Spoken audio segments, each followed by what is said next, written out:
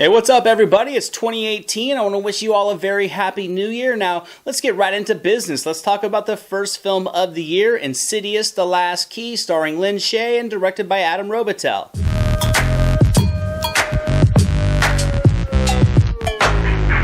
Now, there definitely were not a lot of favorable odds in this film's corner. January is typically not an easy month for horror films. Fourth entries in horror franchises often fail to entertain, but those reasons are not why this film failed to hit the mark with me. First, let's talk about the positives. I enjoyed the first act. It sets the stage for an intriguing prequel story to Lin Shaye's character. It's an interesting look at her childhood that gave a lot of substance to her character that had been for the most part missing in the prior films. It also has a couple of creative jump scares that are actually very well designed and creative, as well as some laughs here and there. Yes, I said laughs because this script leaned heavily on the comedic relief, and unfortunately, while a few of the laughs do land with some humor, a bulk of them do not, and I thought all the attempts at humor just hindered the tone and the seriousness of the film overall. And you could say the performances were all serviceable and they all showed some effort, and really, those are the only positives here for me because I thought the negatives were really dominant. I had a lot of issues with this movie. Like I said, it's the fourth film, so I'm not expecting groundbreaking creativity. That's just not realistic. But this film just veers away from many of the elements that made the first Insidious such a surprise hit. The score is forgettable and nothing close to as imposing as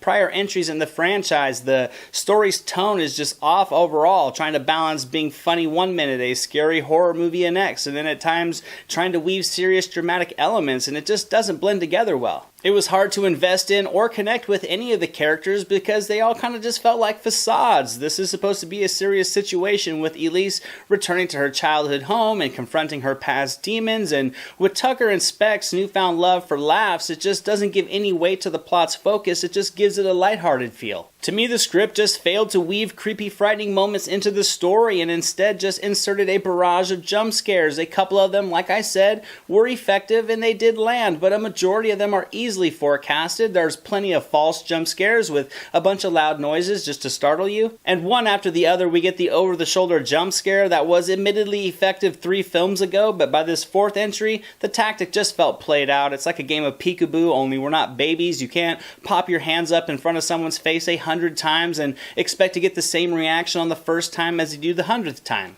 And it's unfortunate because I do think there was an interesting plot line underneath all these genre elements, but it was just not allowed to shine. It wasn't developed enough, and despite taking a bulk of the runtime, it failed to deliver the compelling dynamics that I thought it could have, and I'm going to have to give Insidious: The Last Key 50% on the entertainment meter, guys. It just goes through all the sequel motions. It was actually boring at times, and the third act just goes off the rail with cheesy and forced melodramatic moments that only drew unintentional laughs from me, and the story was just unfocused and nothing close to bringing that impact of a successful horror film. And that's it for today, guys. So if you stuck around and you're still here, I have one giveaway for the first person who can get it. I have one digital copy of Alien Covenant. Just visit the site you see on the screen, enter that code first, and if you get it, it's all yours. Thanks so much for watching, guys. I definitely appreciate it. I hope you enjoyed this review. If you did, make sure to give it a thumbs up. I greatly appreciate it, and don't forget to subscribe so you can catch all the new reviews and talk movies with me. As always, guys, thank you so much for watching. You're all fantastic. I'm Anthony. This is the Silver Screen Analysis, and I'll see you at the movies.